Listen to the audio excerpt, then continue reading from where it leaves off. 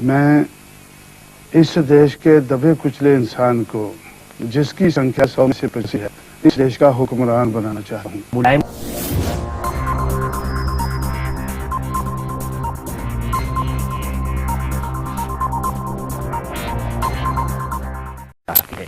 जनता जिन्हें मान और सम्मान देकर, प्यार और दुलार देकर बड़ा बनाती है, कभी कभी उन पर इल्जामात लगाना चाहती है। आइए शुरू करते हैं आज का मुकदमा विवादों से घिरी एक ऐसी पर्सनैलिटी के साथ आपकी अदालत में। न राज्यम न च राजासी,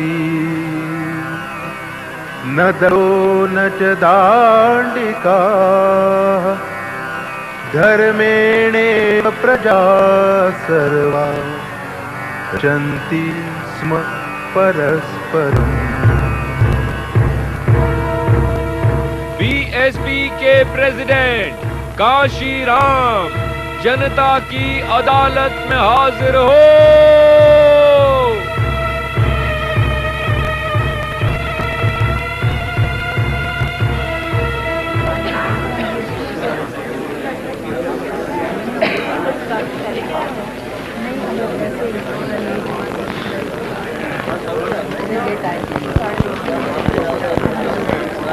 कार्रवाई शुरू की जाए। पार्टी के नेता काशीराम उत्तर प्रदेश असेंबली के चुनावों के बाद से लगातार खबरों में बने हुए हैं। पंजाब के खवासपुर गांव में एक रामदासी सिख परिवार में जन्मे काशीराम कुछ समय रिपब्लिकन पार्टी ऑफ इंडिया के साथ जुड़े रहे। पुणे में explosives research and development laboratory की सरकारी नौकरी छोड़कर काशीराम ने दलित समाज के लिए काम को जिनका बना लिया। 1970 में उन्होंने बामसेफ के नाम से popular backward and minority community employees federation बनाई। 1981 में दलित शोषित समाज संघर्ष समिति फॉर्म की, जिसे DS4 के नाम से जाना गया। राजनीतिक कामों के लिए काशीराम ने बहुजन समाज पार्टी फॉर्म की। 1984 में पहली बार BSP ने 207 सीटों पर चुनाव लड़ा तो सब जगह उसकी हार हुई थी, लेकिन काशीराम ने आज BSP को एक पॉलिटिकल फोर्स के रूप में खड़ा कर दिया है। उत्तर प्रदेश में BSP डिसाइसिव पोजीशन में है। पंजाब और मध्य प्रदेश में भी काशीराम का असर है। आज काशीराम अपना मुकदमा खुद लड़ेंगे। जज हैं सीनियर जर्नलिस्ट प्रभाष जोशी और जनता की ओर से सवाल पूछेंगे रजत शर्मा।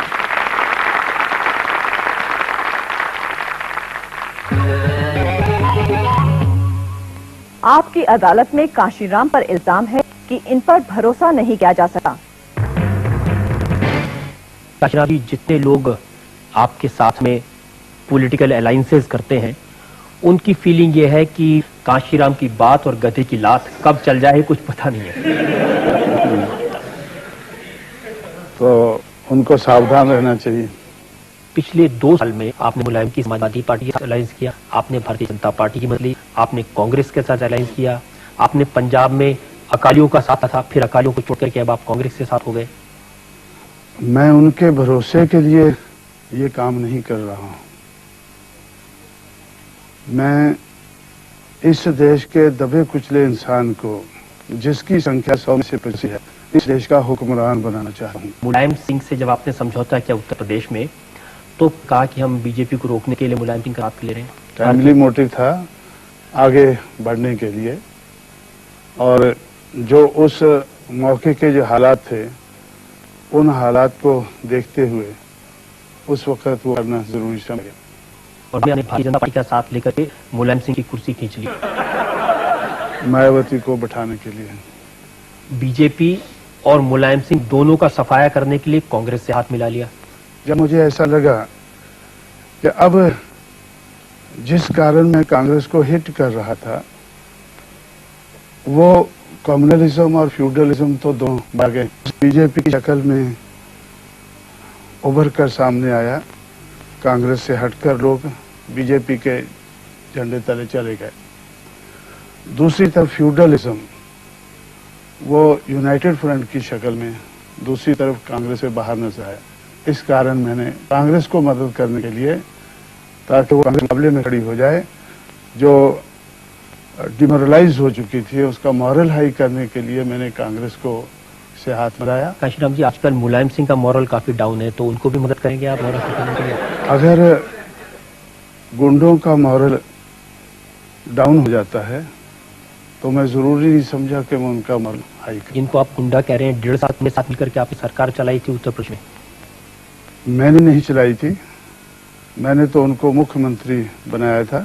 सरकार उन्होंने चलाई उत्तर प्रदेश में बनाने के लिए। कब पता चला आपको कि वो गुंडा राज चला? जब मेरे पास कांग्रेस के अध्यक्ष जितेंद्र प्रसाद आए कि मुलायम सिंह की गुंडागर्दी से बचाओ, जब जनता दल के अध्यक्ष और सीपीआई के एमएलए और बीजेपी के मुरली मनोहर जोशी, जब ये चारों पार्टियों की तरफ से लोग मेरे पास आए और उन्होंने मेरा ध्यान दिलाया कि अब तो गुंडागर्दी का शिकार बहुजन समाज पार्टी भी हो रही है और मुलायम सिंह को हटाना जरूरी है और हम सारी चारों पार्टियां आपको सहयोग करेंगी। आप ये कहते रहे कि भ्रष्टाचार से सबसे ज्यादा अगर नुकसान किसी वर्ग का होता है तो दलित का, कमजोर का, पिछड़ों का होता है। और ऐसे मौके पर आपने कांग्रेस से समझौता किया जब कांग्रेस पार्टी के जो सुप्रीम लीडर हैं पीवी नरसिम्हा राव, उनके ऊपर ब्राइबरी के, चीटिंग के, हर तरह के केसेस उनके ऊपर चल रहे हैं। जब मैं भ्रष्टाचार की सोचता हूं तो संत कबीर मेरी मदद के लिए आ जाते हैं। वो मुझे कहते हैं कि तेरी झोंपड़ी गलकटियन के पास, जो करनगे सो भरनगे, तुम क्यों पड़े उदास। हर राजनीतिक दल आजकल सिद्धांतों की बात करता है, लेकिन हमारी आम जनता की नजर में आजकल सिद्धांत जो नजर आ रहे हैं वो है कुर्सी पाना, पैसा इकट्ठा करना और अपने विरोधियों का नाश करना। मैं समझता हूं कि अब हमें सामाजिक दिशा में और आर्थिक दिशा में कामयाबी हासिल करनी है तो उसके लिए राजनीतिक सत्ता का होना या क्लाउड का होना ये जरूरी समझा गया। हुक्मरान बन जाएं तो मुझे कोई इतराज नहीं है। किसी भी कीमत पर कुर्सी पर बैठना है। कुर्सी पर बैठकर जो काम पिछले 4.5 महीने में किया है वो करना है। चाहे उसके लिए आपको बीजेपी की मदद लेनी पड़े, चाहे कांग्रेस की मदद लेनी पड़े या इनकी मदद लेनी पड़े, लालू यादव की भी मदद लेंगे। पर वो अपनी गुंडागर्दी को खत्म कराने के लिए मदद देता है तो कोई एतराज नहीं। जो यूनाइटेड फ्रंट की सरकार है, मैंने सुना है उन्होंने आपको सत्ता में भागीदारी ऑफर की है। जब मैं मायावती के ऊपर जिद कर रहा था तो तब उनमें से एक मिनिस्टर आए मेरे पास। उन्होंने कहा कि आप डिफेंस मिनिस्ट्री ले लें और मायावती को दूसरा कोई महकमा सेंटर में दे दें और भी आपका कोई तीसरा या चौथा आदमी को सेंटर में मिनिस्टर बनाया जा सकता है। Let Mulayam Singh go as chief minister of Uttar Pradesh. तो मैंने उनसे कहा कि भाई ये मुझे मंजूर नहीं। आपने जिद पकड़ी हुई है मायावती को मुख्यमंत्री बनाने की, उस वजह से वहां कोई फैसला नहीं हो पा रहा। हम लोगों ने जो उत्तर प्रदेश के लोगों से वोट मांगा है वो इस आधार पर मांगा है कि अगर हम सरकार में आएंगे, सरकार बनाएंगे तो मायावती को मुख्यमंत्री बनाएंगे। हम उनको निराश नहीं करना चाहते। लेकिन आप ये भी तो देखेंगे ना कि आपकी पार्टी को उतने एमएलए नहीं मिले कि आपकी अपनी सरकार बन सके, और आप खुद ही ये कहते थे कि जिसकी जितनी ज्यादा संख्या होगी उसकी उतनी हिस्सेदारी होगी। जो लोग सेंटर में हिस्सेदारी लिए बैठे हैं तो उनको स्टेट के लिए हमें हिस्सेदारी दे देनी चाहिए। कांग्रेस और बीएसपी मिलकर सरकार नहीं बना सकती, मुलायम सिंह मायावती के लिए तैयार नहीं होंगे, भारतीय जनता पार्टी अपनी सरकार बनाने की कोशिश कर रही है। हो सकता है वो कोशिश छोड़ दे, हमारी सरकार बनाने की कोशिश में लग जाए। भारतीय जनता पार्टी से आपको कोई बातचीत है इस बारे में? बातचीत तो मेरी कांग्रेस के अलावा किसी से नहीं है। देखिए, आपने तो कहा था कि अगर कांग्रेस पार्टी यूनाइटेड फ्रंट से सपोर्ट विड्रॉ नहीं करेगी तो आप उससे नाता तोड़ लेंगे, लेकिन कांग्रेस पार्टी ने ऐसा कुछ नहीं किया। तो ये सारी बात को ध्यान में रखते हुए हमने सोचा है कि जो कांग्रेस से हमने उत्तर प्रदेश में नाता जोड़ा था और उसके बाद पंजाब और मध्य प्रदेश में उसको बढ़ाना था और उसके बाद फरवरी मार्च में होने वाले पार्लियामेंट के चुनाव तक उसको चलाना था, तो उसके बारे में हमने सोचना बंद कर दिया है। और अब कांग्रेस वाले मुझे कह रहे हैं कि पंजाब में चुनाव आ रहा है तो ये समझौता पंजाब में भी हो जाना चाहिए।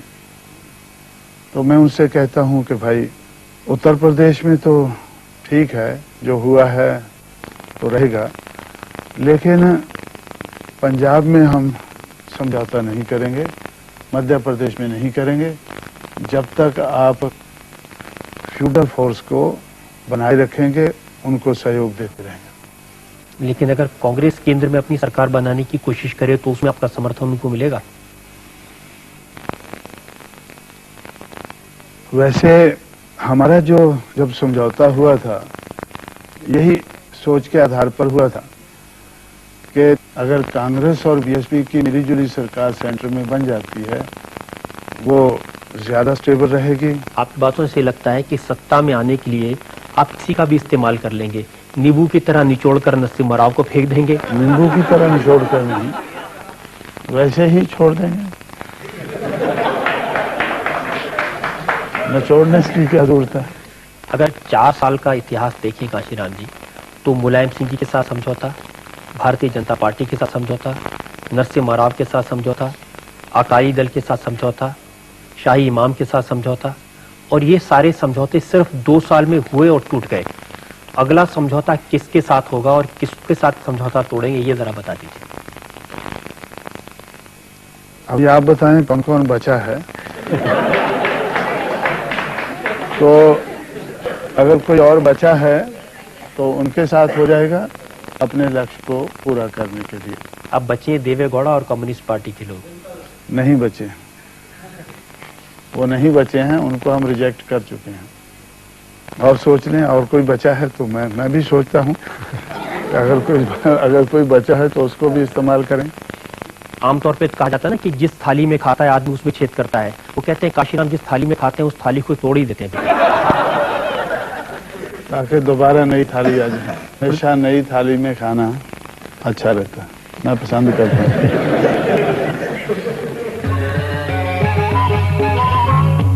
आपकी अदालत में काशीराम पर जनता के इल्जामात और सवालात का सिलसिला जारी रहेगा ब्रेक के बाद।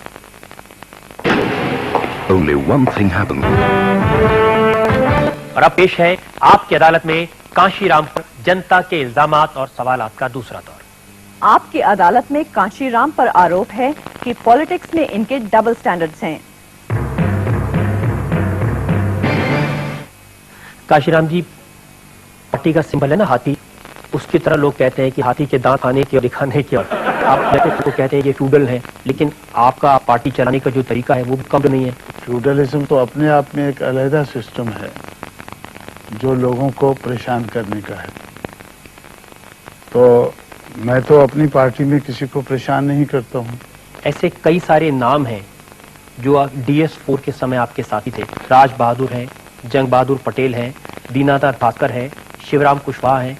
ये सब लोग उत्तर प्रदेश में आपके साथी थे और इन्होंने आपकी पार्टी का साथ। ये सारे मिट्टी के बने हुए हैं, मिट्टी को मोल्ड करके मैंने इनको बनाया था और ये फिर मिट्टी में मिल गए हैं, तो मेरा क्या कसूर है? इन लोगों ने कहा कि जो टेंडेंसीज थी काशीराम जी की या मायावती की, उससे परेशान होकर के इन्होंने पार्टी छोड़ी। कांशीराम का तो नहीं कहा है, मायावती का कहा है। तो आपने उसके बारे में भी जांच की कि इनकी बात सही है या गलत? जांच करके ही उनको मैंने मिट्टी में जाने दिया है। मैं आपको एक और उदाहरण देता हूँ, जिनको आपने मंत्री बनवा था उत्तर प्रदेश की सरकार में। उन्होंने कहा कि जब मायावती मुख्यमंत्री थी तो वो कुर्सी पर बैठती थी और कैबिनेट मिनिस्टर को नीचे जमीन पर बैठने को कहा जाता था, उनको ह्यूमिलेट किया जाता था। ये सही हो सकता है कि मसूद जैसे लोग जो साइकोफेंट हैं वो आते ही उनके पैरों को हाथ रहें और कुर्सी सामने पड़ी देखकर भी वो नीचे बैठ जाएं। पार्टी की जब मीटिंग्स होती हैं उसमें आप और मायावती कुर्सी पर बैठते हैं और बाकी सबको नीचे बैठना पड़ता है। मेरी तो टांगों में कुछ दर्द रहता है, इसलिए मैं हमेशा कुर्सी पर बैठता हूँ। और जैसे ब्राह्मणवादी व्यवस्था में होता है, पैर छुआने का भी आपको शौक है? मुझे शौक नहीं है। जो लोगों की आदत बनी हुई है उसको बाबा साहब अम्बेडकर लाख कोशिश के बाद नहीं तोड़ पाए, और मैं भी इस आदत को तोड़ने की कोशिश में हूँ। उत्तर प्रदेश में आपकी पार्टी की जो एमएलएज हैं उनको आपने कमरों में बंद करके रखा हुआ है।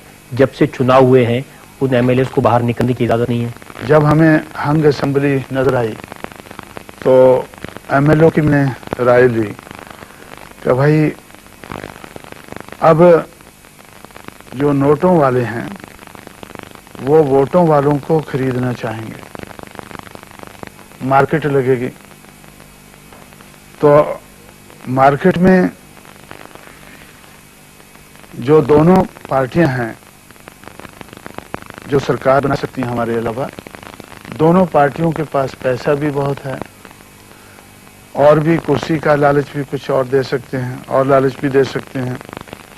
तो इसलिए हमारे एमएलए को मार्केट से दूर रहना चाहिए। ऐसा सोचा गया कि हमारे दफ्तर में काफ़ी खुली जगह पड़ी है, कमरे तो बहुत कम हैं, उस खुली जगह में शामियाने लगाकर उनके लिए 70 फोल्डिंग्स का बंदोबस्त करके उनके रहने का उधर बंदोबस्त कर देना चाहिए। एक तरह से कैद तो हो गई कांशीराम जी। अपने आप को अगर जरूरत समझे तो अपने आप को रिस्ट्रेन करना, तो मैं समझता हूं कि ये कोई बुरी बात नहीं है। आपको भरोसा नहीं है एमएलए के ऊपर वो अपनी इंटेग्रिटी को इंटैक्ट रखेंगे?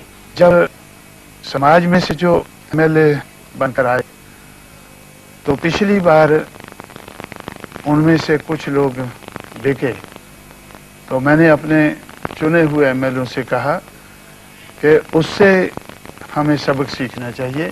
बाकी पार्टीज के भी एमएलए हैं, वो तो मार्केट में है, उनकी कुछ खरीद फरोख्त की खबर आपको मिली है? उनको मालूम है कि कांशीराम देने के लिए उतना पैसा है, और कांशीराम क्या चल रहा है जी आजकल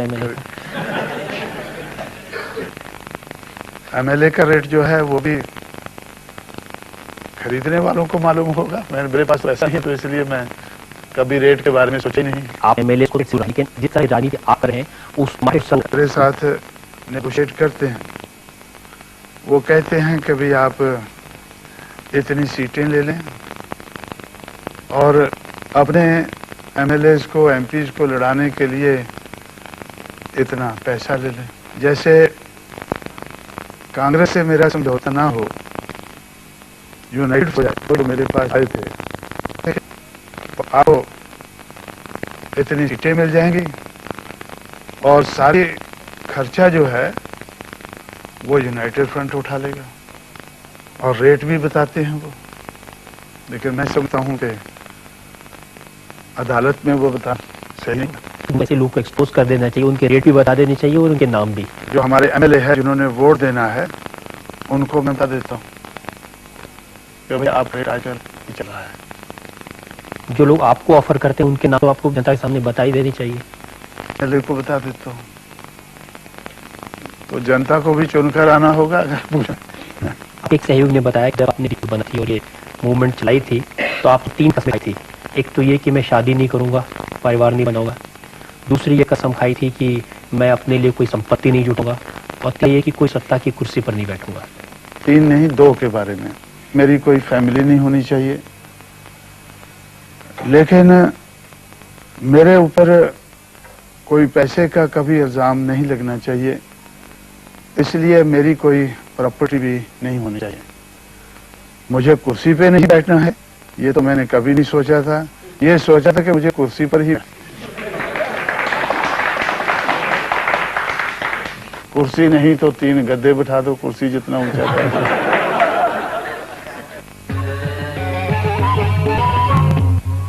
और अब वक्त है एक ब्रेक का। ब्रेक के बाद फिर हाजिर होंगे कांशीराम के साथ नए इल्जाम में। अगला इल्जाम कांशीराम पर। आपकी अदालत में कांशीराम पर इल्जाम है कि इनका व्यवहार गैर जिम्मेदाराना है।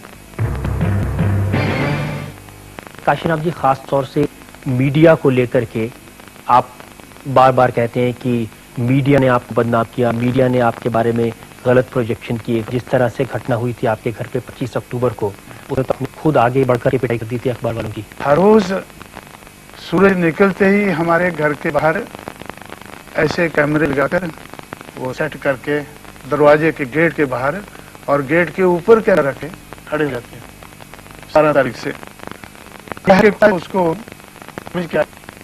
तो मेरे पास सीएम इब्राहिम आए, बीजेपी की तरफ से सूरज बनाए, बहुत से ऐसे लोग हैं जो कैमरामैन से दूर रहना चाहते हैं, गवर्नमेंट के अधिकारी आना चाहते हैं, वो डर के मारे आते नहीं। घर के बाहर कैमरा लगा के शूट करना। अब 10-20 लोग रहे तब तक कोई गड़बड़ नहीं हुआ, लेकिन भी इकट्ठे हो गए और मुझे ये सिक्योरिटी वालों ने आया कि आपका खामी है तो सभी को में से उसे मिलना चाहते हैं। तो मैंने उनसे कहा कि मुझे तो कोई कुछ कहना नहीं है, तो इसलिए 100 को तो मैं बुला नहीं पा सकता हूँ। अगर एक बार तो 100 आदमी को मैं ही बुला सकता हूँ। और मैंने कहा कि अगर ज्यादा लोग हैं तो मैं ही बाहर जाकर उनसे बात कर लेता हूँ।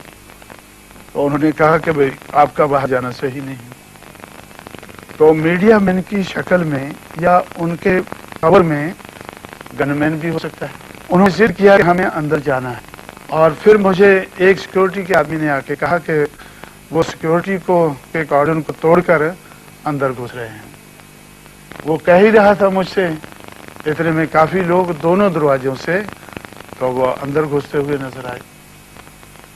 तो फिर तब मैंने सोचा कि भाई अब दिल्ली पुलिस पता नहीं कब आती है, तो मुझे ही बाहर निकलकर जो भी सिक्योरिटी है उसके माध्यम से उनको बाहर पुश कर देना चाहिए।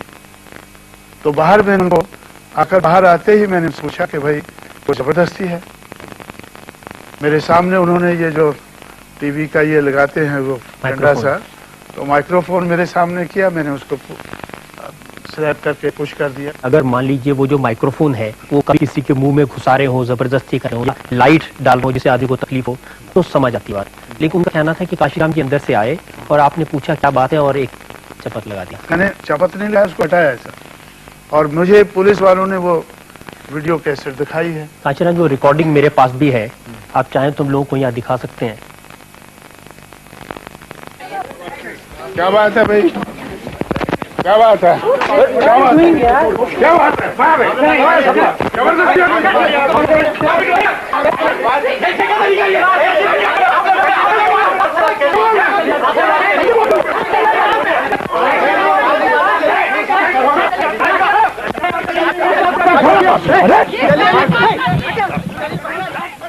ये जो सीन आपने दिखाया है ये बिल्कुल मेरे दफ्तर के दरवाजे के बाहर का है। जब वो मेरे सामने, अभी उन्होंने वो नहीं दिखाया, आपने अगर नहीं दिखाया है तो उसमें मेरा क्या कसूर है। तो जो मैंने चपत नहीं लगाया उसको हटाया ऐसा। उस दिन जो अखबारों की रिपोर्ट में कहा गया कि काशीराम जी ने सिक्योरिटी वालों से कहा कि मसालों को शूट कर दो इन्हें, ये भी एक और झूठ है। तो आपके पास तो होना चाहिए था फिर वो रिकॉर्ड। आपने माइक्रोफोन हटा दिया ना वहाँ, इसलिए कैसे रिकॉर्ड हाँ, तो मैंने उनको बोला खदेड़। अच्छा, दूसरा जो आप दिखाते हैं मैंने कहा खदेड़ो इनको। मायावती ने तो आरोप लगाया कि उन जर्नलिस्ट के बीच में कुछ समाजवादी पार्टी के मुलायम सिंह के भेजे हुए लोग मिले हुए थे। कुछ लोग उनको शराब पिलाकर प्रेस क्लब में खाना वाना खिला के तैयार करके तो हमारे घर के सामने वो कैमरे फिट करके खड़े कर देते थे। और उस दिन भी काफी लोगों को तो प्रेस क्लब में शराब पिलाकर भेजा गया, ऐसा मुझे कुछ लोगों ने बताया है। काशीराम जी, जो झगड़ा मायावती और मुलायम सिंह के बीच है, अगर मुलायम सिंह के भेजे हुए लोग मायावती के घर पर चले जाते हैं, उसका दोष आप मीडिया को क्यों देते हैं? जो उनका लेटर ऑन का बिहेवियर है, जो बाद में उन्होंने एजिटेशन किया, जिस तरह से हमारे साथ उन्होंने दादागिरी की, उसी तरह से पुलिस के साथ वो कर रहे हैं। आप समझ रहे हैं कि जो मीडिया खबरें देता है सिर्फ काशीराम और बहुजन समाज पार्टी के बारे में देता है या बाकी लोगों के बारे में भी गलत खबरें दी जाती है? हमारी मूवमेंट को रोकने के लिए देता है। आप 4 साल से अखबार वालों का हाल देखिए। 1992 में उत्तर प्रदेश अयोध्या में विश्व हिंदू परिषद बीजेपी के लोगों ने उनकी पिटाई की। 1993 में उनकी पिटाई मुलायम सिंह यादव ने की। 1994 में मायावती ने की। 1995 में कैलकाटा में राइटर्स बिल्डिंग में जर्नलिस्ट की पिटाई हुई और 1996 में आपके हाथ में सत्कार हुआ। अगर बीजेपी के मूवमेंट के ऊपर हल्ला होता है तो बीजेपी देखती है, अगर कम्युनिस्टों की मूवमेंट पे हल्ला होता है तो कम्युनिस्ट देखते हैं, अगर मुलायम सिंह की मूवमेंट पे हल्ला है तो मुलायम सिंह देखते हैं, अगर कांशीराम की मूवमेंट पे हल्ला होता है तो कांशीराम को देखते हैं। तो अखबार वालों को हर हालत में पिटना ही पिटना है? नहीं, जरूरी नहीं है, पिटने का काम ही नहीं करना चाहिए।